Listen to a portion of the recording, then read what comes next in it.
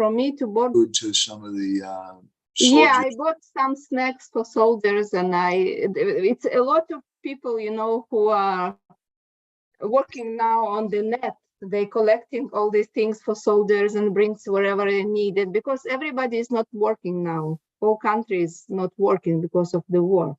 So people have time and cars, and so they're moving and bringing things for the soldiers. Yeah, whatever they need, for snacks. I saw that video that you sent me. That was quite astonishing. Yeah, socks, towels, everything fresh, because it's war situation. You don't have a washing machine. You are in the field, so they need all the time new things, fresh things, like even toothpaste and toothbrush. So whatever, everything, all kind of. Right. Yeah. So each one help how he can. Really sad. War is such a horrible thing. It's starting all over the world today, but war always does different things. If you talk to older people who lived through World War II or World War I, it was a horrible, horrible time, but they also learned so much from it. And this time, I'm hoping, Prabhupada spoke about it, that Krishna consciousness will become stronger, because now there's so many devotees all over the world. And as you're always complaining, Brajabani, a lot of times it's kind of institutional and things. But when there's a war, people forget about the institution. That's war. Exactly. That's what the war shows, actually. Even that there is no such institution almost like a country, because the soldiers didn't get its proper time, not food, not nothing. So all the citizens, they're working for them. They're just helping and running cars and wherever, bringing. We were thinking about you, and we thought, my gosh, what is Brajabani going to do? She becomes a refugee from Israel. Where will she go? Will she go to Ukraine? Yeah, same situation is there. No, I think I will stay here. I will help as I can here. Okay. Anyway, you say some prayer. We're really hoping we can go to Ukraine next week. It's going to depend on the Hungarian government if they're going to let me go without, because I'm not supposed to go out of the country right now with a temporary residence permit. We should start. We're a little bit late, and today I have to finish at 7 o'clock sharp, which means about an hour and 25 minutes from now. So I'll try to not go so long, and I'm going to ask the devotees too to be crisp in your reflections and things, not go too long. So we'll go ahead and start with some. Gora Gruganya Gana Go to Goloru Haram Goranga Gura Tamago Pyera Briksham Gopala Gada Ratidam Yati Singha Gora Govinda Deshi Kavaram Satatam Namami Uttama Adama Kichuna Bachila Jachi Adile Kakola Kahe Premananda Emona Goranga Hridoya Dariya Bola Goranga Kaha Goranga Vaha Gorangira Namare Jejana Goranga Baje Se Hoyamara Pranare Hare Krishna Krishna Krishna Hare Hare Hare Rama Rama Rama Hare Hare Yashaiva Padambu Jabhakti Labhya Prema Vidana Parama Pumaka Tismai Jagan Mangala Mangalaya Chaitanya Chandra Namaste Chaitanya Chandraya Namo Namaste Chaitanya Chandraya Namo Namaste namaste. Madhya Gopala Sri Kriyat Kripaya Jari Vidaiva Sambhaya Pitva Rishi Yushta Kriya Janaha Shri Krishna Krishna Chaitanya Sasanatana Rupakam Gopala Raghunatha Brajabam Pahimam Panchakalpatarubhishcham Kripa Sindhubhya eva cham Patitanam Pavanebhyo Vaishnavebhyo Namo Namaha. Jai Shri Krishna Chaitanya Prabhu Nityananda Shri Advaita Gadadhar Srivasadi Gaura Bhakta Vrinda Hare Krishna Krishna Krishna Hare Hare Hare Rama Rama Rama Hare Hare. So nice to see everybody. Just a little announcement to begin with. Probably tomorrow morning, we'll be having another session of meeting in Kurukshetra. And I'm going to try. Last week it didn't work, but I think I figured out the problem. We'll try to live stream that this week. Starting tomorrow. And next week, I'm not sure what's going to happen. I can't say because our life is so crazy, trying to figure out where we're going to be, what's going to happen. We're hoping we can be in Ukraine with Narendra Maharaj and the festival there with the devotees. But because I have a temporary residence permit in Hungary, I'm not supposed to leave the country until I get an official residence permit. Don't take a risk. We applied to them, we wrote letters to them and asked them to give a special consideration, humanitarian consideration, because we really want to be with the devotees in Ukraine who are going through such a hard time right now. So I can't say what's going to happen next week, but we'll keep everybody informed. So anyway, today we have a special subject in front of us. We're kind of shifting gears a little bit. Let's put a verse on the board here.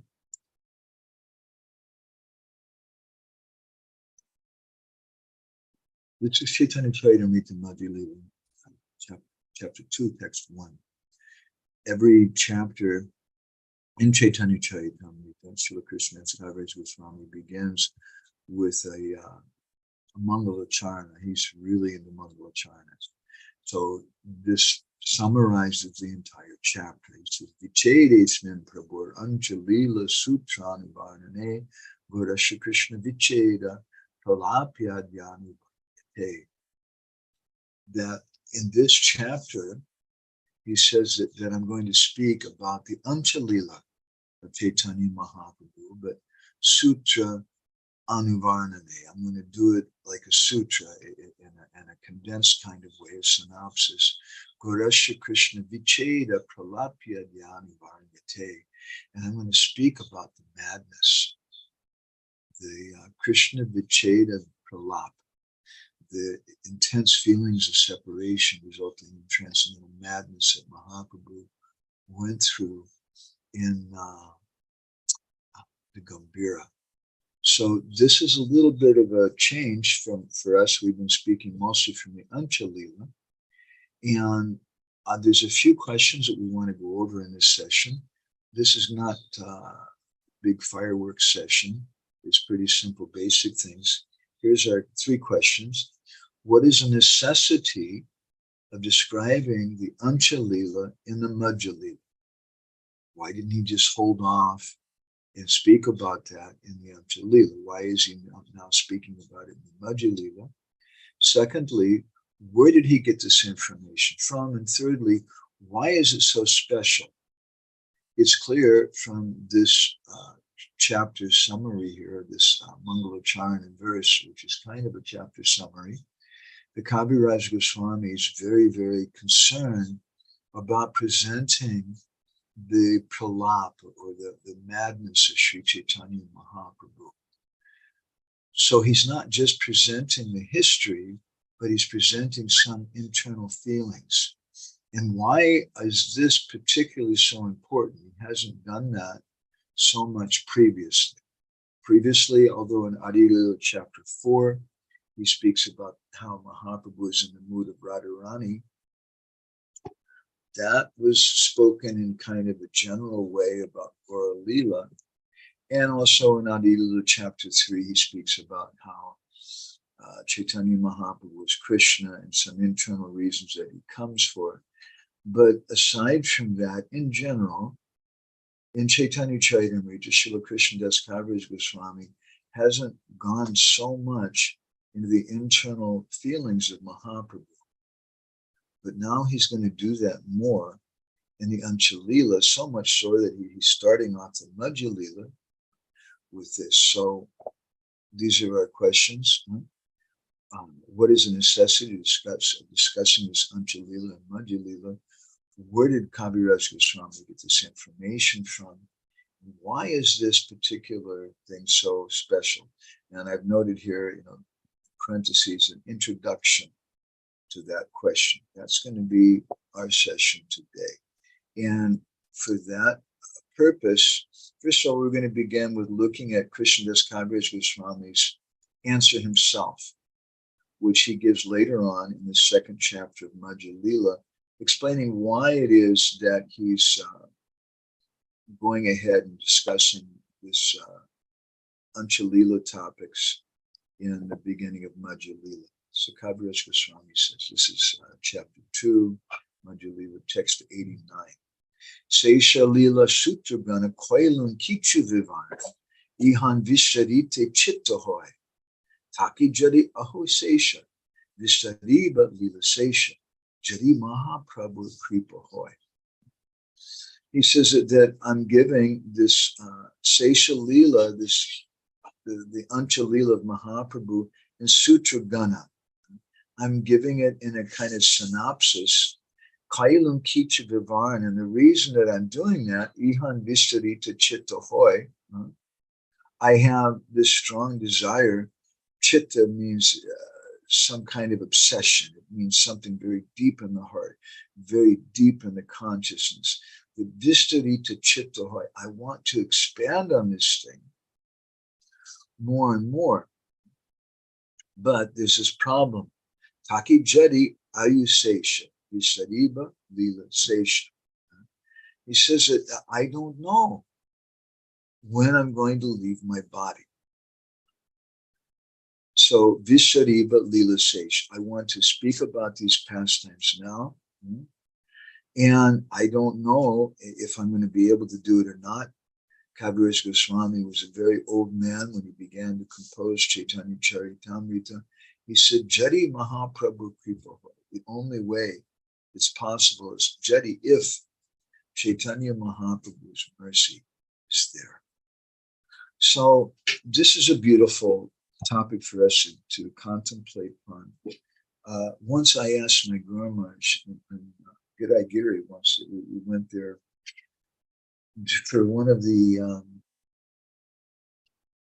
fall Ras Lila kirtans. And those kirtans would go all night long, Lila kirtans. At that time, they were doing it on the roof of the guest house. The temple was being built, and Gopal would come up on the roof. And it was a very intimate program. Guru Maharaj would be sitting there all night, relishing like anything, while his cousin brother Damodar Giri and different devotees were singing. And we were sitting there with Guru Maharaj, not understanding anything. Poor Yavana Malecha, Bideshi Westerners. But at the same time, we were getting some kind of shadow, some kind of taste from it. So sitting there one evening with Guru Maharaj like that, in between kirtans or something, I asked him a question. He said, is there any significance to the fact that Srila Prabhupada finished the Bhagavatam where he did, and that he didn't finish the entire Bhagavatam? Because someone from a materialistic perspective may try to say that Srila Prabhupada, I hate to use the word, so painful, but they may say, did Prabhupada fail? Because Srila Prabhupada, he was so attached to presenting Srimad Bhagavatam. Srimad Bhagavatam Pramanam Amalam, Prema Pramarti Mohan. The Srimad Bhagavatam It is Puranam Amalam. It's a spotless Purana. It's all about Krishna praying. It's the most important literature for Gaudiya Vaishnavas. As Bhakti Vigyan Maharaj has commented, we were discussing recently, before Srila Prabhupada came, even within the Gaudiya Math, Bhagavatam was definitely appreciated. It was printed, and Srila Bhaktisiddhanta gave some commentary, but it wasn't so widespread. They weren't having Bhagavatam classes every day as we do in ISKCON, and there wasn't such a stress to distribute Srimad Bhagavatam. More, even at the time of Srila Bhaktisiddhanta, more the stress was on Chaitanya Bhagavat and hearing about the pastimes of Sri Chaitanya Mahaprabhu. And even Chaitanya Charitamrita was considered somewhat of an illegal book, in the sense that it was considered to be just too elevated. And the stress was given upon Chaitanya Bhagavat, which is more presenting Mahaprabhu as Gauranga and book distribution and Harinam. So Kaviraj Goswami is speaking like this here, that now the end of my life is coming. And I'm going to try to describe these things. Now, we should be very careful and not try to apply our mundane intelligence, so-called wisdom, to understanding great personalities, in this case, Krishnadas Kaviraj Goswami, and trying to understand his mood, trying to judge him, whether he was successful or not successful in terms of being a writer. Kaviraj Goswami, he's indicating here that he's detached. Well, he's very attached. He's saying that Ihan Visarita Chittahoy. Chittahoy, again, I mentioned, I have this strong desire in my heart, Visarita, to elaborate on these pastimes of Mahaprabhu and antya-lila. But what can I do? Jadi Mahaprabhu Kripahoy. It's all up to Sri Chaitanya Mahaprabhu. And what a wonderful gift we were given, my godbrothers and I, by our Guru Maharaj. We had so much idea in the mundane sense of Guru Maharaj's position. Some people are thinking he's the Acharya, and everybody's going to follow him, and he's going to establish this and that, and so many ideas that we had. And then suddenly Guru Maharaj left. And the shocking thing was that clearly, if we studied his conversations before he left and his behavior, he knew that he was going to go. And what's so shocking is that he did say something to a few devotees privately, but he didn't externally make any preparations. He didn't make a big thing about it. He said, I have to go now. He just quietly left. And he was detached in that way. He'd only translated up to the 9th canto of Srimad Bhagavatam. Prabhupada had told him to translate Bhagavatam. So someone may say that he was a failure.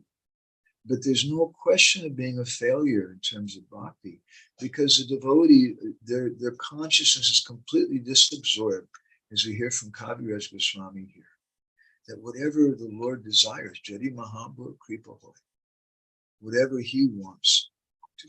So let's look a little more at this. This is the next verse in the same chapter. Ami Brida. He says, I'm an old man now. Ami Brida Jara Tura. Jara means old age. Atura means very much. I'm really old. I'm really suffering from this old age. Likita kanpai koya. He says that, so I want to write, but when I start to write, my hand is shaking. Fakir Mahaprabhu told us that he was serving Haridas Das Babaji, who very famous sadhu, who wasn't chanting lakhs of rounds every day. He was writing. And he was writing so much, his hand became deformed from holding the lekana, from the kind of pen they use, from writing, which inscribes in palm leaf manuscripts. And Vaishnavas say that Haridas Das achieved perfection through serving the holy name by writing. So this is Krishnadas Kaviraj Goswami's thing, that I want to write, but likite kanpai koro, that my hand is shaking. Mani kichishman anohoy. How am I going to write anything? Money keeps you not. I can't remember anything right now. This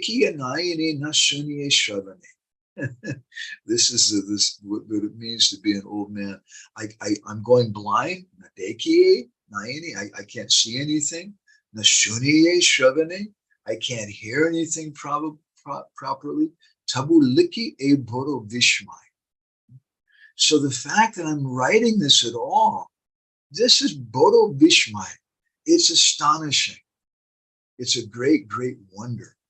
And so he's indicating by this also that I'm not writing this.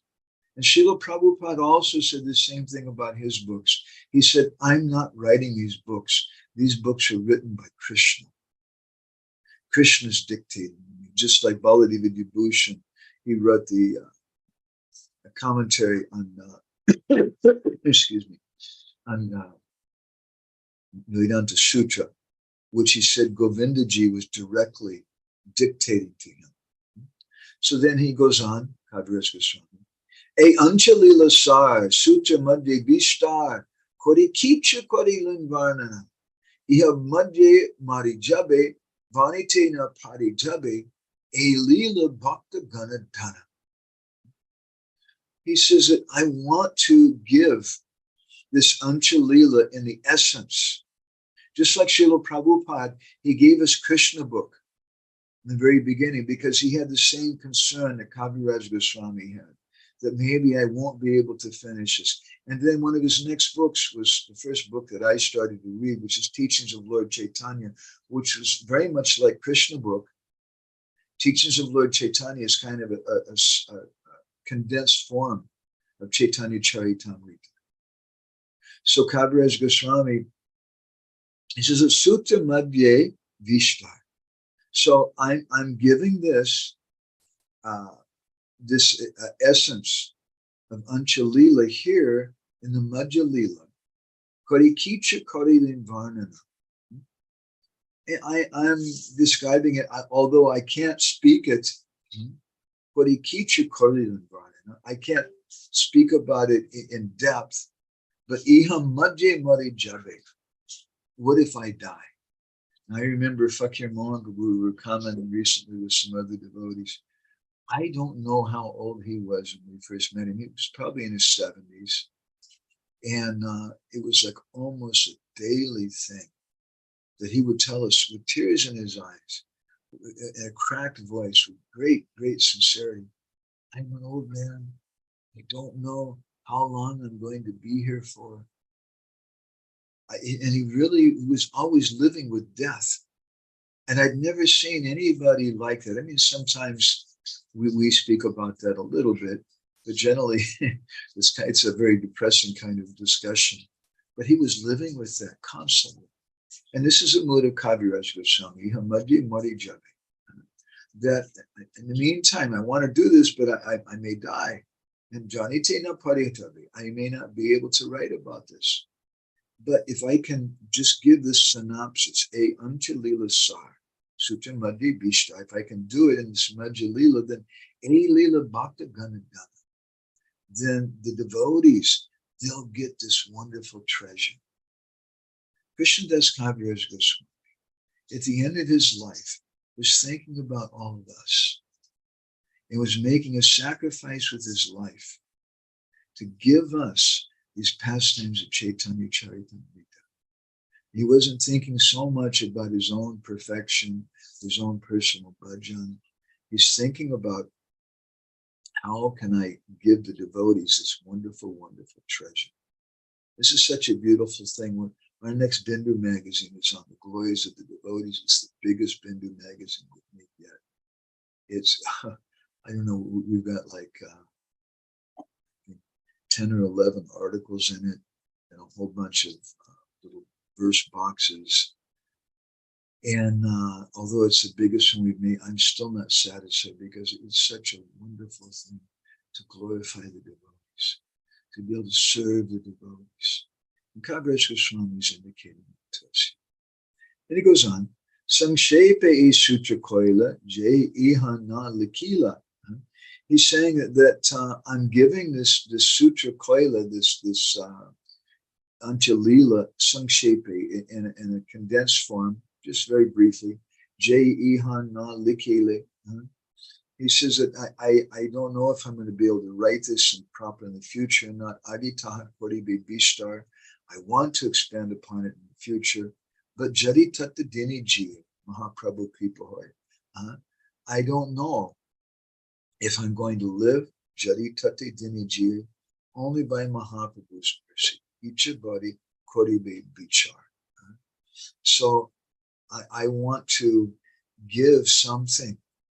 I have this desire, and I want to satisfy this desire. I have this very big desire, Ichabadi koribe bichar. I want to satisfy this desire. Kaviraj Goswami describes like this. This is his inner mood. And we can understand that Kaviraj Goswami he became very attracted to Mahaprabhu's ecstasy, although it looked like madness. And it looked like he was in complete delusion. Even one senior Vaishnava who wanted to come to argue with me once about Mahaprabhu's pastimes in Puri, he said, these are not like Vrindavan pastimes. It's all madness, transcendental madness. And it's all Brahma. Brahma means like an illusion. And I was very shocked that he would speak like that, because Mahaprabhu's illusion, the Lord's dream, is described in the Bhagavatam as reality. So Kaviraj Goswami was doubtful, and maybe I'm going to pass away before I can speak about the antya-lila. So he's given us a brief synopsis at the beginning of madhya-lila, so that these can give us something, just in case he has to leave early.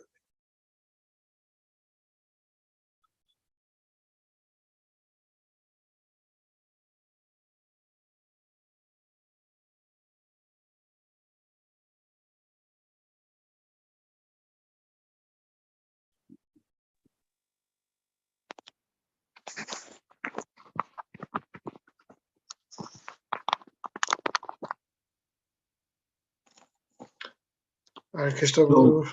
Hare Krishna. Accept all the obeisances of Lord Krishna Prabhupada. Hare Krishna. Nice to see you. Nice to see you too again, Prabhupada. So Kaviraj Goswami is speaking like this, that it's all up to the mercy of the Lord, whatever I'm going to be able to do.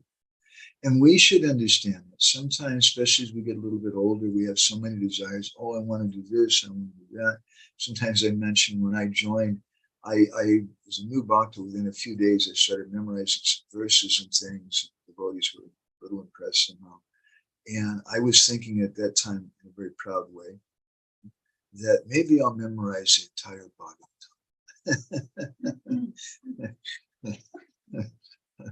And now I'm becoming old and I haven't even memorized one chapter of the Bhagavatam. So everything is by the Lord's desire. And it's whatever Krishna desires for us to do, because Krishna tells Arjuna in the Bhagavad Gita, Nimitta Matam Bhavasavi Sapcham. Everything is just by the mercy of the Lord. We're just his instrument. So then our next question we want to address, where did Kaviraj Goswami get the information from about this section? And that's going to be something which we'll see is it's a little bit of an introduction right now. That's something I'd like to discuss at least in our next session more elaborately. Let's look and see what Kaviraj Goswami says about that. He says that Choda Bodha Bhakta Gana Vando Sabara Shri Charana. He says that he's doing his vandana to all the devotees. And I like this so much. Choda Bodha Bhakta. To the small devotees, the Chota Bhaktas, Bodha Bhaktas, the big devotees. Vando Sabara Shri Charana. He's offering obeisances to all of them. Shabimori Koroho Santosh. And he's praying that may all of you be satisfied with me. This is my prayer. He's not even praying that may Krishna be satisfied with me, but may the Vaishnavas be satisfied with me. He's thinking in his humility, who am I to approach the Lord or think about if the Lord is going to be satisfied or not. But let me just please the devotees. Let me get their santosh. Sarup Gosaya Mata Rupa Raghunatha Jani Jatatai Liki Nahi Modadosh. He says that I've gotten this. And this is very, very important because so far our exploration of Mahaprabhu's pastimes in the Gambhira, we've been analyzing it to the best of our ability, just like in a crime scene. They have detective movies and shows today. And if you watch one of the shows, they go through a crime scene where there's a murder or something. And people literally, they'll go through with magnifying glasses and they'll pick up a hair from the floor, which we won't even see. And that hair may be a clue. It came from a murderer, or maybe it was a hair off of a dog that was on the coat of the murderer or something. It gives them some clue about the person. So they pick apart the crime scene in such a painstaking way. And they look at the time it happened, and they interview people all around it, and they look very minutely at every aspect of the room there. So we want to do the same thing to the best of our ability with Mahaprabhu's pastimes in the Gambhira. And so far, we've discussed something about the general context of it. And then we got a little closer and we spoke something about some of the different personalities there, some of the physical aspects of the Gambhira, how many walls there are in rooms, and what purport that has. And then we heard something about Ramachandra Kaviraj and about Jagadananda Pandit and about Govinda, different personalities who were there, because just as in a crime scene, all those little different things, they're clues which will help us to understand what went on in that place. So in a similar way, we want to analyze all the different aspects in the Gambhira and understand the influence of Ramachandra Kaviraj, Ramachandra Puri, and why Ramachandra Puri, what's the significance of his pastimes in this Gambhira Lila? Because what is the Gambhira Lila? The Gambhira Lila is for the pleasure of Chaitanya Mahaprabhu, is for the pleasure of Krishna. Chaitanya Mahaprabhu is Krishna, Nomi Krishna Sarupam. But he's coming Radha Bhava Duti Suvali Tam, in the mood of Radha. So what context does Ramachandra Puri have in it? What context does all these different devotees have in it? And now we're hearing in this Madhya Lila, it's beginning to speak about the antya-lila. Why is he speaking in the Madhya Lila about the antya-lila? Well, we heard from himself because two things. One is that it's so very, very, very important. And secondly, he's concerned I may not live that long. So I want to give this thing right away. So we can understand this antya-lila is extending into the Madhya Lila. It's the most important subject matter in the Chaitanya Charitamrita. And this madness of Sri Chaitanya Mahaprabhu is most significant. And Kaviraj Goswami, he's completely absorbed in it. So who has he heard this from? Every little detail, every little hair in the room, every little bit of dust has some significance in a murder scene, crime scene. Every little aspect in the Gambhira has some significance. Sarupa Gosanira Matta. He says that I want to speak about the Matta, the perspective. Matta means the perspective. Matta means the mood, means the conclusion. This is what I've heard from Sri Damodar Goswami and from Rupa Goswami and from Raghunath Das Goswami.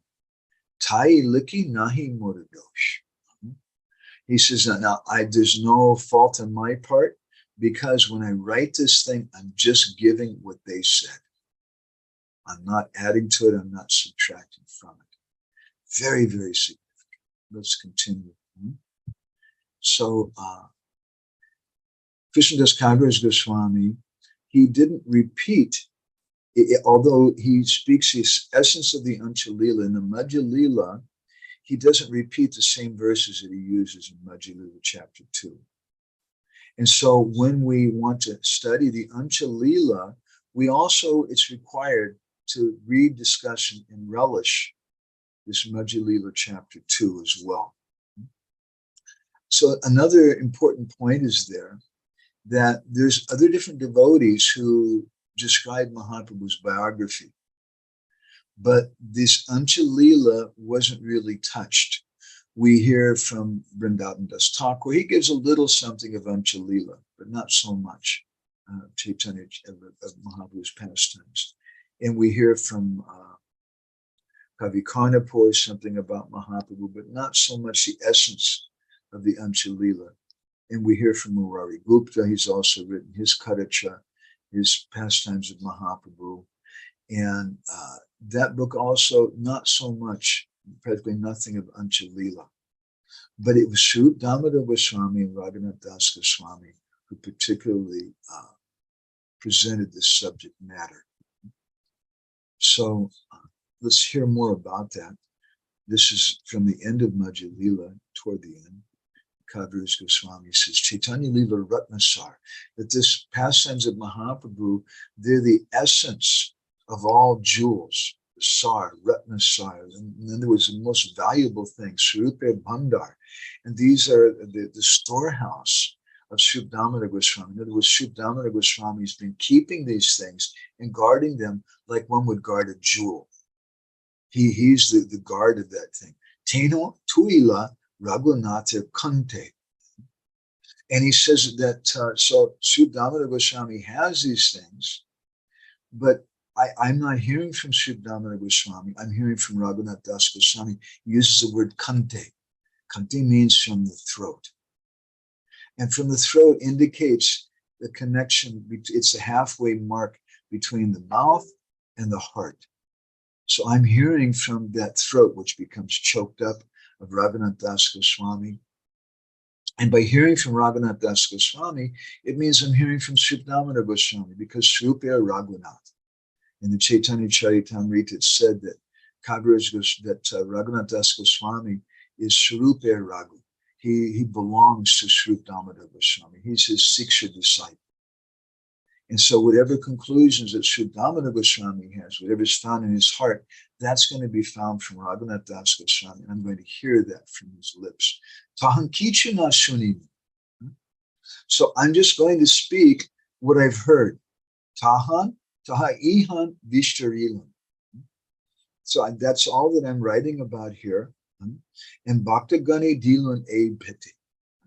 This is what I'm offering. This is my offering to the devotees of Sri Chaitanya Mahaprabhu. Krishnadas Kaviraj Goswami is saying. So he goes on to speak about a number of verses. Also, now we'll look in antya-lila chapter 14. He speaks about the importance of these two personalities, Swarup Damodar and Raghunath Das Goswami. Swarup Gosai or Raghunath Das, dur kadache e lila prakash. That in the kadachas, in the Prabhupada translated as the notebooks of Swarup Damodar and Raghunath Das Goswami, all these pastimes were recorded there. A lila prakash, they were manifested. Prakash means to manifest, or Prabhupada says he described. Shekali edui rohina Mahaprabhu pashe. So these two personalities are very, very important. They're staying with Mahaprabhu. Mahaprabhu pashe. Pashe, Prabhupada translates here with Mahaprabhu. Pashe also means to bind up. They literally bound up Chaitanya Mahaprabhu. Shekali edui rohina. These two persons were staying with Chaitanya Mahaprabhu. He says, but Ara Sabha Kadacha Karta, all the other Kadacha Kartas, Sabha Kadacha Karta, all the other writers, commentators in Mahaprabhu's pastimes, Rohena Tura Deshe, they were staying a long ways away. Shanik Shani Anubhavi E Duijan, Sangshepe Bahulye, Koyane Kadacha Grantana. He says that they describe these pastimes of Chaitanya Mahaprabhu, Shanik Shani. And they did it not just in a lexical, graphical way, beautiful word, which I learned some years ago from reading some of the articles of Srila Bhakti Siddhanta. The word lexicography, I'll give you a little English class. Lexicography means dictionary, the science of dictionaries. That's lexicography. And lexicographical means a dictionary-like understanding. So it's not that Krishnadas Kaviraj Goswami, he's not saying that Sri Brahman and Roy Ramananda were giving like a dictionary understanding, that they wrote things down, they recorded them. Sometimes we do like that. I see that on yatras, devotees, they come and they have a video camera and they're videotaping everything because I want to catch everything that's here. But the ironic thing is they lose everything quite often. They don't get anything. The camera gets some external visions, but those devotees, they don't get what's in the heart because they're just depending upon this device and some external thing. Fakir Mohan Babu, I remember, I spoke about this many times. He spoke so many things, and I wanted to record everything, and he wouldn't let me record. He would let other people record. He said, "You're not allowed to record." And later I could understand, hearing from some different sadhus, that he wanted something to come to the heart. So Kshanik Shani Anubhavi Eduijan. These two persons, Eduijan, Kshanik Shani, they're describing all the pastimes, every moment of Mahaprabhu. They're doing it Anubhavi. They're doing it from their deep realization. Sangshepa Bahuye Korene Kadacha Granta. So sometimes Sangshepi, they spoke in a brief way, some passages, and other times Bahuye, they spoke in a more elaborate way. Supa Sutra Karta Raghunatha Brittikar Tara Bahuye Varni Panjitika Vyavahar.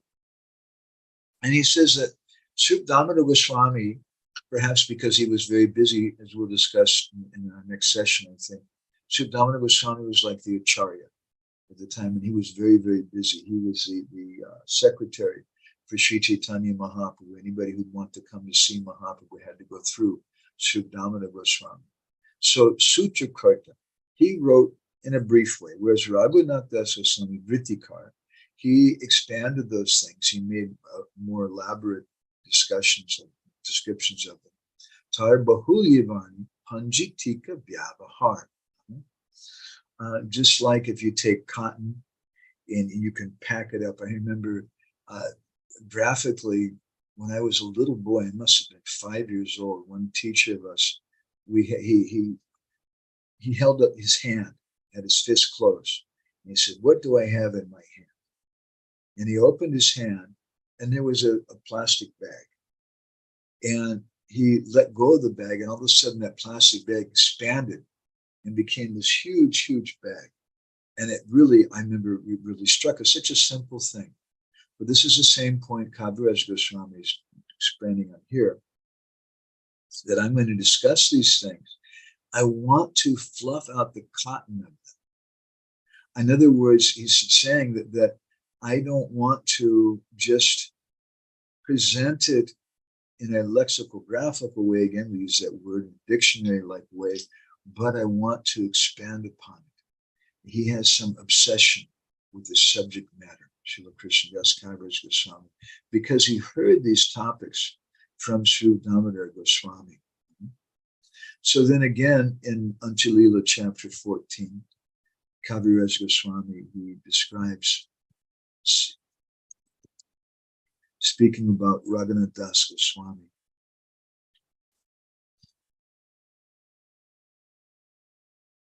Raghunath Dasya Shada Prabhu Sange Stiti. That Raghunath Das Goswami, he was always with Chaitanya Mahaprabhu. Tanamukhi Shani Liki Kori Ja Pratiti. And so, what I've heard from his mouth, Tanamukhi Shuni, what I've heard from him, and it implies by rendering service to him, because without rendering service to the person that's speaking, we can't understand the subject matter. And therefore, in Vedic culture, it's considered that if someone hears something from a teacher, they have to give some dakshina. They have to render some service. Otherwise, they can't understand it. A famous example we give sometimes is Ramanujacharya's disciple, Kuresh, who once came to Ramanuja and asked him to explain the Sarvadharma Pratyagya verse. And he told me, if you want to understand this, you have to completely serve your guru for 1 year. And he said, well, Guru Maharaj, that's quite a long time. I don't know if I'll live that long. And he said, well, okay, then is there some shortcut? And Ramanuja told him, well, all right, you can, if you would just beg from door to door for 1 month and give everything to your guru, then you can maybe understand. You can come and ask him to do that. So it's Kaviraj Goswami is indicating this here because he heard directly from the mouth of Raghunath Das Goswami. And this is why we respect Prabhupada disciples so much. Sometimes I hear from Prabhupada disciples and I hear them speaking about parikram, or they say things, sometimes the pronunciation is a little funny. It's parikrama, not parikram. Or they'll say Guru Puj, it's Guru Puja. Puj means to pass stool. Guru passing stool. But they'll say that and it's kind of cute in a way, or sometimes even they have some philosophical ideas which we're not always so impressed with, but we can appreciate and give them so much respect. Why? Because they heard from Srila Prabhupada, because they have some connection with that personality. So Mahaprabhu's, the third subject matter that we're questioning today is why Kaviraj Goswami is speaking about this subject matter. He describes himself that he's never heard of such a thing anywhere else. Kaviraj Goswami was very, very familiar with pastimes of the Lord and his different incarnations. But he said, these pastimes are chamatkar. Eta kahilum Prabhu adbhuta vikar. They're adbhuta, they're his abhuta vikar, his astonishing transformations of the body. Janhara Shravane Loki Lage Chamatkar. When people hear about this, chamatkar, they just become, their minds get blown. Loke nahi deki, aichi shastri nahi sunihena bhava vyakta kori nyasi chula. This personality, Sri Chaitanya Mahaprabhu, who's nyasi chudamani, who's a crest jewel of all the sannyasis. His pastimes in the antya-lila, loke nahi deki. Nobody has ever seen such pastimes. Loke nahi deki aichi, shastri nahi suni. We've never heard from any shastra such pastimes as Hena Bhava Vyakta Kori Nyasi Chudamani. We've never heard about such emotions we've heard from Mahaprabhu. And therefore he addresses him as Nyasi Chudamani by stating that Nyasi Chudamani, Kaviraj Goswami is giving somewhat of a sutra, Lila Purushottam Prabhu. We're remembering him. It's kind of a sacred moment for people from Czech Republic.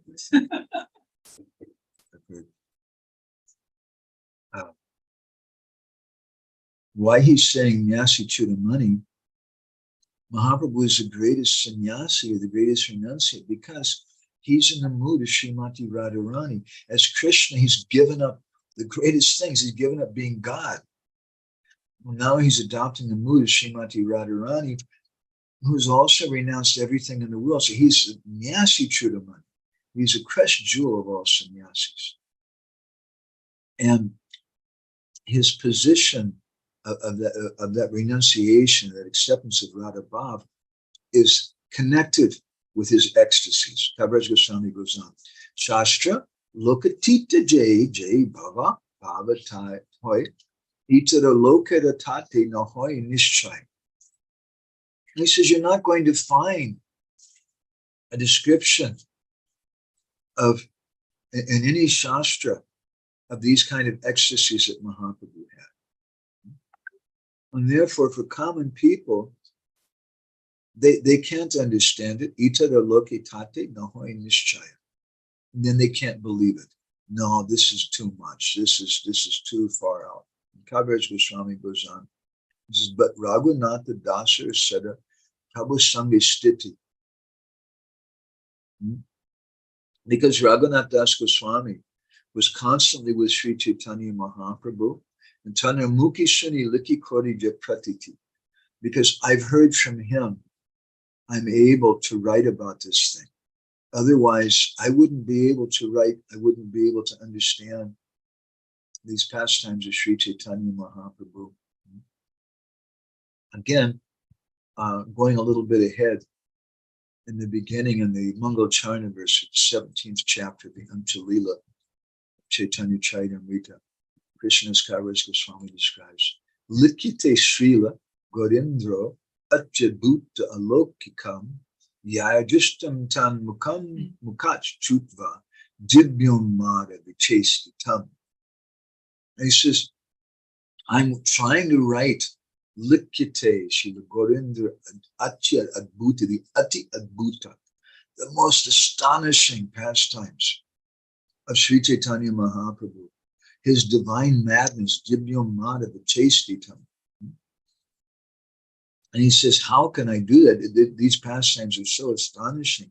But the only reason I'm daring to try to do it, Yadrishtam Tan Mukach, because I saw these things. It's interesting when it says, Yadrishtam Tan Mukach, I saw these things through the mouth. I saw these things through the mouths of the devotees by shrutva, by hearing. And therefore, Srila Prabhupada sometimes he would describe that we don't see Vrindavan Dham with our eyes, we see Vrindavan Dham with our ears. We see through the ears by hearing from devotees. So Krishnadas Kaviraj Goswami has indicated like this to us. So this is a little bit of an introduction to some of the pastimes. The Dibyam Mada Lila of Mahaprabhu, which Krishnadas Kaviraj Goswami heard from Raghunath Das, who directly saw it. And Kaviraj Goswami there in Vrindavan, he heard about this from him, and he compiled the synopsis in this Madhya-lila chapter 2. So it's not just some poetic fantasy or some emotional narrative by some biased devotee. It's a genuine fact. It's a very profound thing, which was the direct experience of the devotees who lived to this, like Raghunath Das Goswami. So these pastimes, Kaviraj Goswami, by speaking all these things, he's indicating these pastimes are unprecedented. They've never been discussed before. They're beyond any shastra, beyond material perception, but you shouldn't doubt it. So this is the introduction that we're having to some of the essential mood of Chaitanya Mahaprabhu in the Gambhira, which is very, very important because we want to understand what is the purpose of Mahaprabhu in the Gambhira Lila. So today we focused a little bit on these three questions. Let's look back at them again. What is the necessity of describing the antya-lila and the madhya-lila? Why did Kaviraj Goswami feel the need for that? He gives the answer because two things. One, I'm an old man. And two, this is so important. So very, very important. So secondly, where did he get this information from? And we're asking this question not just like a newspaper reporter asking, where did you hear this from? But because where this information came from is going to be very, very special because it'll be covered with the mood and the bhav of that particular devotee. So where did he get this information from? It came primarily from Srup Damodar and Raghunath Das Goswami. He also mentions Rupa Goswami too, one verse. And why is it so special? And the answer to that briefly, it's an introduction to that question. It's so special because it's never been heard of before. We've never seen any ecstasy like this before. So I want to stop there. I don't know if devotees have a lot of comments or reflections on this discussion today. We're just exploring something. And that's all that we're doing. I'm not a qualified speaker for anything. I'm getting old. And I just want to spend my time relishing these topics with like-minded devotees and thinking about them and trying to consider them from different perspectives. It's a very, very important thing. But today's topic, I We didn't even try to express a little bit. We did try to express how it has some relevance for us as devotees. We were hearing about Srila Prabhupada's antya-lila and how he didn't finish the Srimad Bhagavatam, nor did my Guru Maharaj finish his translation of Bhagavatam, and some thoughts about that. But mostly we're hearing today about Krishnadas Kaviraj Goswami and how he's hearing from Raghunath Das Goswami and Sridham. So now let's go ahead and stop there. I would like to request for devotees to be a little brief. If anybody has any reflections or anything, we can stop anytime. But Krishna Kundan, we need to finish in about 25 minutes, 20. Rajraj Gopal, do you want to share something? Can we see your smiling face?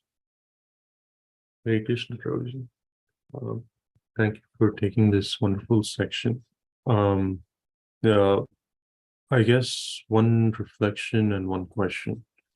The reflection is that old age seems to be, I mean, we see senior Vaishnavas complain about their old age, but it seems like in their old age, they manifest things which make them so much more valuable in terms of their association. It's not like what Srila Prabhupada did in the initial sections of his life are any less important, but this final lila, his antya-lila of traveling the world and sharing Krishna through the Bhagavatam and the holy name, they are so valuable. And I'm seeing the same thing happening here with Krishnadas Kaviraj Goswami. So it seems like for them, they're lamenting that, oh, my time is getting over, my time to serve is getting over. But for us, it's like the crest jewels of their seva are manifesting in their old age. So that's one takeaway I had. I did have a question. So when Krishnadas Kaviraj Goswami is saying that I have only heard this from the mouths of Swarup Damodar Goswami and Rupa and Raghunath Goswamis, but his descriptions naturally bring it alive to us. And so it's hard to understand how he's saying this. Like, is he speaking out of humility that he has not witnessed this? Because he has witnessed it through the hearts of Swarup Damodar Goswami. I think the question is, he's not there, but he's heard something which he's reflected in such a astonishing way. And I've seen many times like disciples of their gurus come forth and bring forward their guru's teachings in such a beautiful way that it makes it so endearing for so many thousands of people. So could you speak to that a little bit? Yeah. Well, first of all, let me reflect on what you were saying about old age. It's just like a fruit. When a fruit is young, it's green and it's not so palatable. It's hard. It's not so sweet. But when the fruit gets old and then it gets fully ripe, and then it's easier to digest. So in the same way, the devotees, when they get older, their hearts become more ripe and the realizations become sweeter and they become more accessible because their hearts become more soft. So also, as far as what you're saying, I like very much this verse we were commenting on a little from antya-lila chapter 17, text 1, where Kaviraj Goswami says, "Yar drishtam tan mukhat chutra," that I've seen these passages through the mouths of these personalities. So Kaviraj Goswami, I feel that it's very important.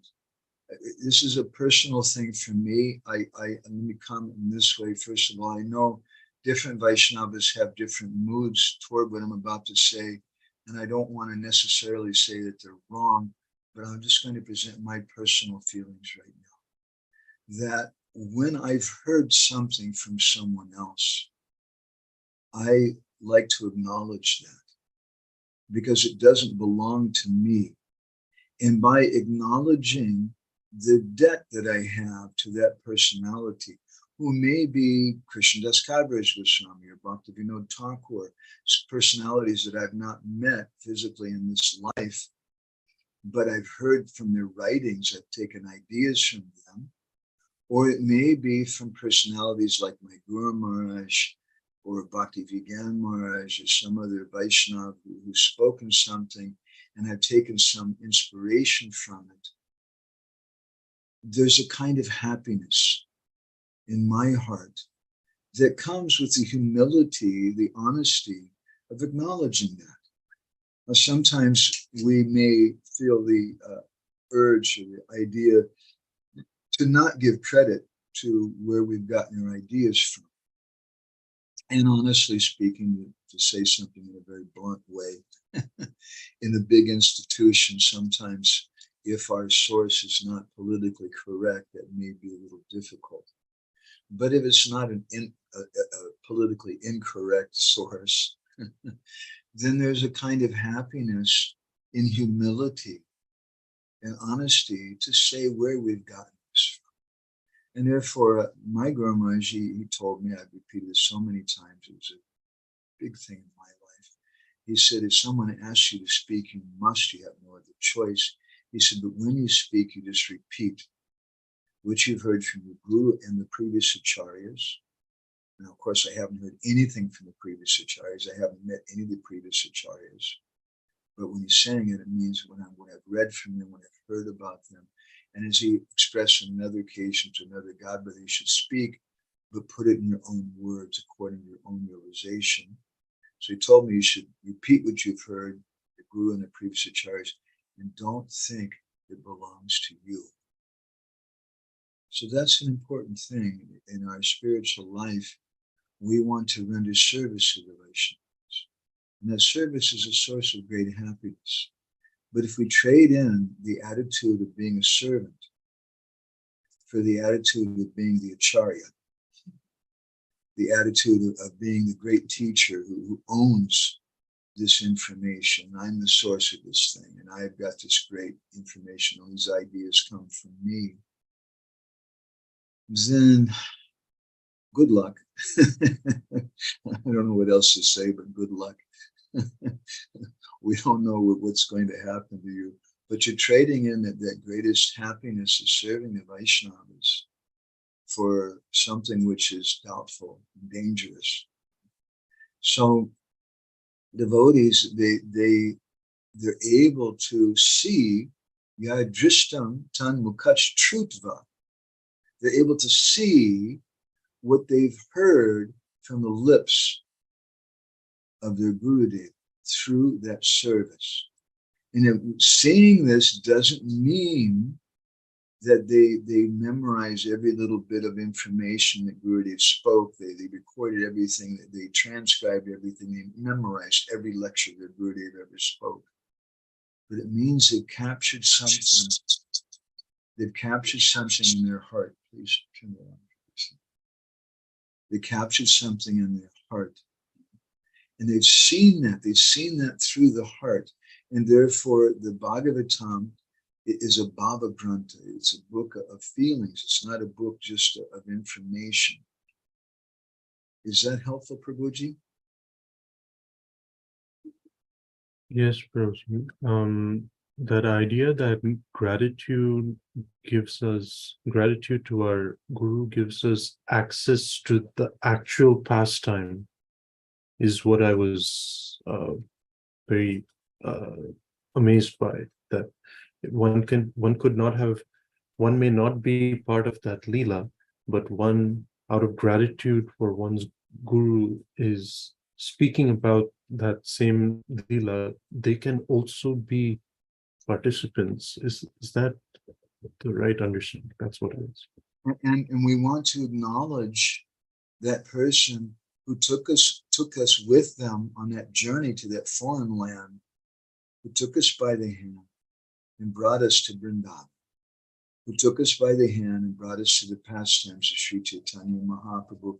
And maybe they did that in a very, very deep, profound way because they're a Premi Bhakta, or maybe they did that in a simple way by just reminding us. Maybe they're not a big, big devotee, but they fell down on the street and they called that Mahaprabhu, Krishna, Krishna or something. And then they reminded you of Krishna.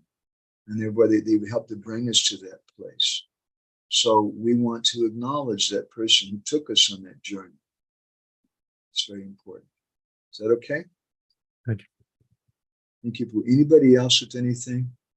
We have a few more minutes.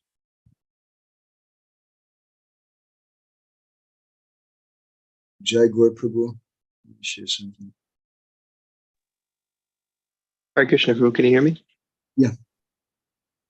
I just wanted to say it's a real privilege to be able to hear from you about this topic. I was thinking about in Puri when in the evening times when you'd read from Chaitanya Charitamrita, we'd have the flute music going, and it was very magical. This is reminding me of that. I was particularly thinking about like who the personalities are that are involved. Chaitanya Mahaprabhu, Sri Damodar Goswami, Raghunath Das Goswami, Krishnadas Kaviraj Goswami, and Srila Prabhupada. And thinking of that verse, Nigamakalpataru Galitam Phalam, because it emanated from the lips of Shukadev Goswami, it became all the much sweeter. So I was thinking about all these personalities that this kata has passed through, and how each one is making it sweeter. So what we get is really quite an amazing thing. In his commentary on that verse, Kaviraj Goswami, he explains that by saying Nigamakalpataru Galitam Phalam, this fully ripened fruit, which is a mango, he says it indicates like I worked for a season in Lake Chelan area in Washington State after I got out of high school as picking apples. And you climb into the tree, and when you pick mangoes, it's the same thing. You have to climb into the tree, you have to get absorbed in the tree, and then you take the mango, and you have to, because it's a very fragile fruit, you can't just throw it down. You have to hand it down to someone who hands it to somebody else. So he says implicit in that verse is this picture of the fruit being handed down in the tree from one person to the next. So yeah, like you're saying, this is our system. That's really beautiful. I was kind of thinking about Prabhu's question earlier too, about just the thought that Krishnadas Kaviraj Goswami didn't necessarily participate directly in Chaitanya Mahaprabhu's Lila from an external perspective. Another way I was thinking, just like I was talking with one devotee about Bhaktivinoda Thakur and the kind of like controversial things that he did. And he made a statement that I really like. He said, he's Kamala Mantri. He can do whatever he wants. I don't care. and so similarly, I was thinking about that, about Krishnadas Kaviraj Goswami, is that it doesn't really matter how much physical, time was physically separating him from the pastimes of Mahaprabhu. That is what it is. It's amazing about these pastimes too. Like we're speaking on Parikrama, sometimes devotees are coming with a camera and they're videoing and taking pictures of everything, but they get nothing in a paradoxical kind of way, because it's just the whole focus is on this machine instead of on the transformation of feelings to the heart. It was just on that machine. And at the same time, although Prabhupada, we weren't privileged to be present in his pastimes and his manifest presence. We weren't privileged to be present during the pastimes of Mahaprabhu, but we can be part of those pastimes, not through a camera, not even through a book, but by participating in them in a way of the heart, not just externally sitting down in the kirtan and chanting or something, but when we're absorbed in the mood of Mahaprabhu's kirtan, and how he's reaching out and sharing with everyone, and the mood of that kirtan, which is feelings of separation from Krishna, and encouraging everybody, all the conditioned souls, to connect again with the Lord, the mood of Nityananda Prabhu like that, then we're actually in Gaura Lila, or we're with Srila Prabhupada. Jai. Beautiful, Prabhu. Thank you. Thank you. Let's see, Himanti.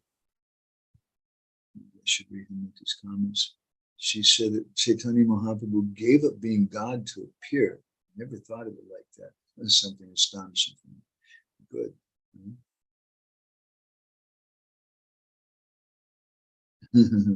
Brajapani just says that sometimes age comes along with no wisdom. That's a fact. It's a sad thing. And some people are like that. Okay, anybody else with any reflections, comments, questions? Lila Purushottam Prabhu. Hare Krishna, Prabhu. My pronouns. Yeah, I was because I was really amazed when we went through the Chaitanya Charitamrita with our reading group, and then all of a sudden this second chapter of Madhya-lila appears there. So I was thinking about it, that it really, like, as you quoted today, the verses, how Krishnadas Kaviraj Goswami himself explains it, that he might be afraid that he won't be able to give it later, so he at least gives the nutshell of antya-lila in those verses.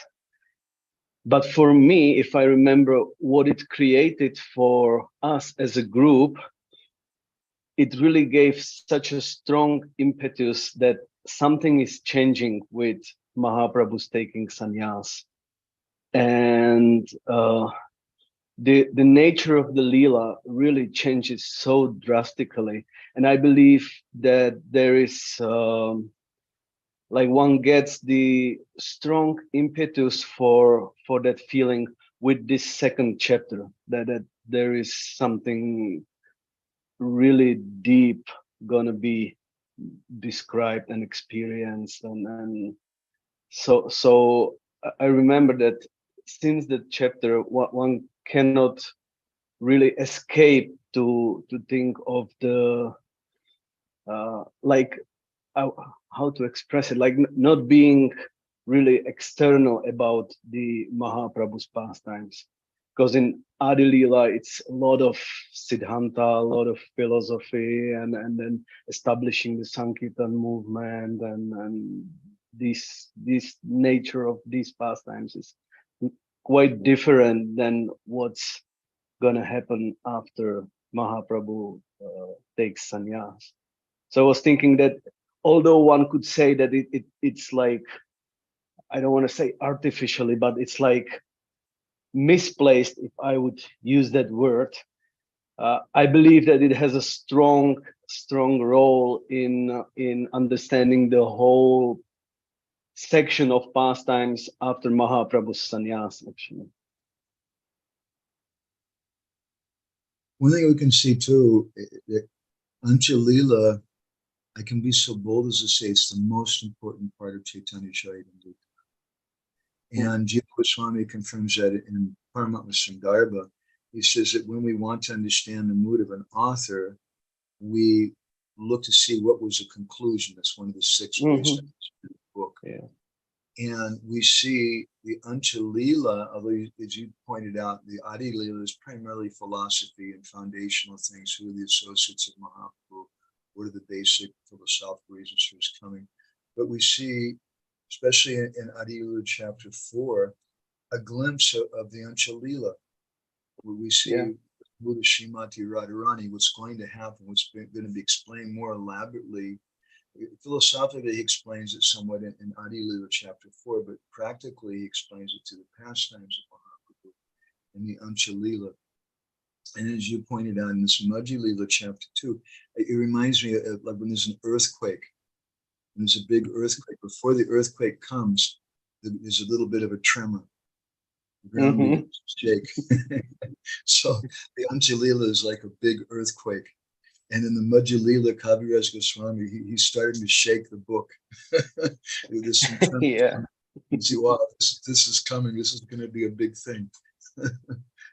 Yeah, but it gives what was also on my mind in that connection is that he really gives the specific lens even to the Ramananda Samvad, to Mahaprabhu's journey to Vrindavan, and then all these pastimes that happens after Mahaprabhu takes sannyas. When you have the lens of that second chapter, it really creates something. I don't know how to really express it. It was seamless, I think. The madhya-lila, adi-lila is really a foundational thing. As you said, it's largely introductory and philosophical. And the madhya-lila is some pastimes, but it just seamlessly brings us into the antya-lila by Mahaprabhu's sannyasa. That sannyas lila is so significant of Mahaprabhu. And therefore, Kaviraj Goswami uses that phrase, Nyasi Chudamani. He's the crest of all the sannyasis because of these ecstasies. And other sannyasis, and that's we may think we see a lot of sannyasis, they're supposed to be ecstatic, but Kaviraj Goswami, at the time he's writing, the social time, sannyasis primarily means people in the line of Shankaracharya and Vinayas like that. And they're very philosophical people who are reading Veda Vedanta. And they're not like dancing and crying and rolling on the ground. He's saying this sannyasi, he's Nyasi Chudamani, he's the crest jewel of all the sannyasis because of this. Yeah, that's what I had it connected with, with Gaur-Govinda Maharaja's whole, like, how to say, like exposure of the deep meaning of Mahaprabhu's sannyas, like with that Kathamrita issue that you published. So I immediately it was like, okay, yeah, that makes sense. Thank you so much for wonderful. It looks like you're sitting downstairs, are you, in front of the deities? Yes, I am, because I'm actually I was off the camera because I had to clean up the kitchen and do all the things, because we came from Croatia. We returned like during the night, like 3 o'clock morning, and then I just returned from Damodara like minute before the kata started. I tell your wife, I said that you've been trained nicely. She's trained you well. Your training and stuff is good. My wife's also trying to train me like that. Okay, anybody else with anything? Any other reflections or anything? Okay. Krishna Kun says she has some she wants to share. You should come over here. You don't have to be in front of the camera, but your voice has to be prominent, loud, okay? Okay. And I don't think it's prominent. Today, okay, that's better. Today, this was my whole day was about. That's good. You speak in that direction. My whole day was about how to deal with old age in a Krishna conscious way, in a Gora conscious way. Today I received a quote from Satchidananda Maharaj, which I wanted to share with you in this connection, because it was really a whopper.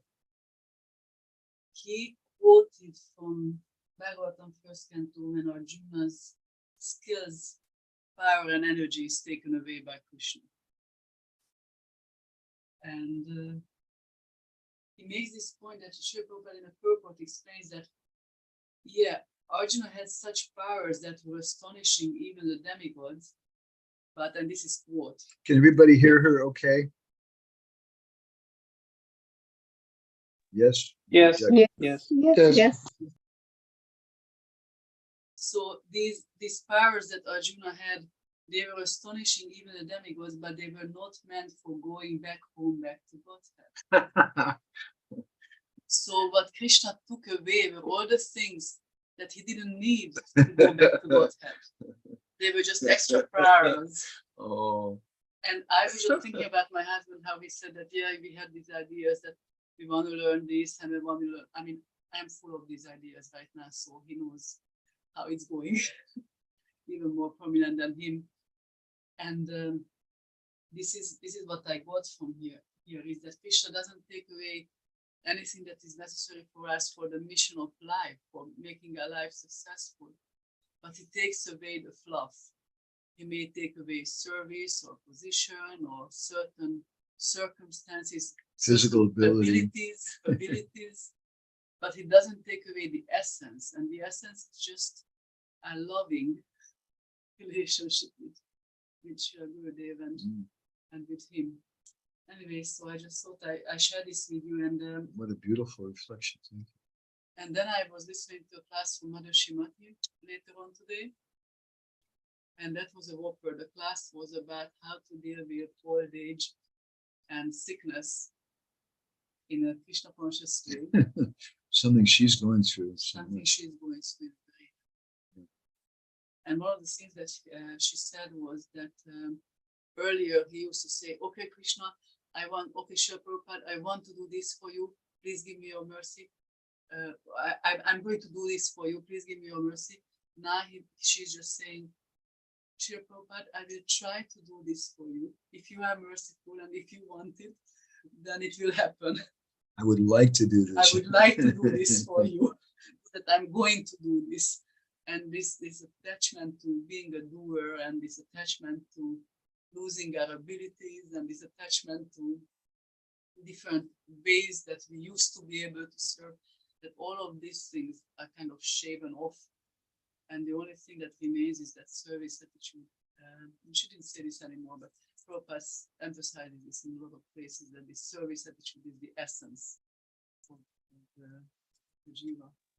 Jiva's relationship. Anyway, so that's the different. And I love this verse, this Chota Bada Bhaktagana. That small devotees, big devotees. I just want to please everyone. And one more thing that really caught me was the obsession with this topic of Mahaprabhu's madness. And I was thinking that you mentioned how he has this obsession with this topic because he heard about these leelas from Raghunadas Goswami and Srila Damodar Goswami. And I'm thinking how prominent this is, because it makes such an impression on the heart. And you speak about this sometimes in connection with Raghunadas Goswami, how he was scarred by that association with Raghunadas Goswami, by that association with Mahaprabhu in the Gambhira. But I'm even thinking that even you can see how, for example, yourself, you love speaking like the Madhava Katha, and you love speaking about Mahaprabhu in the Gambhira because Gurudev did. How certain disciples of Srila Prabhupada, they just keep speaking the same kind of certain topics that saved them, that they heard from Srila Prabhupada at a particular point in their lives. And they are obsessed with those topics because it made an impression on the heart and because it became realized knowledge. And I was just thinking how important this is, and I'm just very grateful to be part of this thing. Thank you very much. Kaviraj Goswami says, Ihan vistari to chitta hoy. Chitta, this thing's come in my heart. It's burning in my heart. I really want to do it. He says, but Jadi, only if. Yes, means if. That was the verse that triggered. Jadi Mahaprabhu Kripa. If Mahaprabhu wants, then we'll do. Otherwise, if Mahaprabhu doesn't want, then I may just die. And in the language of Prabodhananda Saraswati, I don't remember the Sanskrit, but he says that, may I leave this world alone and unknown, somewhere in Vrindavan. And I remember reading that and thinking, my God, we all want to, when we leave our body, we want them to make a monument for us. we want them to have a big parade, a month-long festival every day with hundreds of people speaking about us and glorifying us and books written about us and things. And Prabodhananda Saraswati is saying that I have this desire that when I die, may I leave my body alone and unknown in Vrindavan. In other words, I just die somewhere in the forest of Vrindavan. Nobody even hears about it. There's nothing in the newspaper about it. There's no festival. There's no monument. There's no program, no books written about me or anything. And people don't, if someone finds my dead body, they don't even know who I am. And that's the perfection. But in other words, everything is for Krishna. There's nothing for myself, even not the satisfaction that after I leave this body, people will glorify and appreciate. Okay, we could take one more quick comment or anything from anybody if somebody has anything. Otherwise, we'll go ahead and stop them. Okay, so thank you all very much. Some time for us. Tomorrow morning, if you want, I'm going to try. I think we'll be able to live stream. It'll be from about 6:30 to 8 o'clock in the morning, Central European time. Yeah, Krishna Kun will send a link, but I'm going to also try to do it on Zoom again. For those of you who can't go onto Facebook, and we'll also download it later on and upload it to Facebook. So in the next week, I'm not sure what's going to happen because we'll hopefully be in Ukraine at that time. So please, dear devotees, let's say some prayer for all the wonderful Vaishnavas in Ukraine who are going through so many difficulties, and all the devotees in Israel who are going through so many difficulties, and all the Vaishnavas all over. They can remember Lotus feet of Govinda. And Himanti, she just commented, says, thank you, Krishna Kun Mataji, for sharing your nice realization. Hare Krishna. Thank you all very much. Srila Prabhupada ki, Samaveda Bhakta Vinda ki, Gopremanandi Hari Om. Vancha Kalpa Tarubhishcha, Kripa Sindhu Deva Chapati, Nam Pavana, Vaishnavi Dhamma.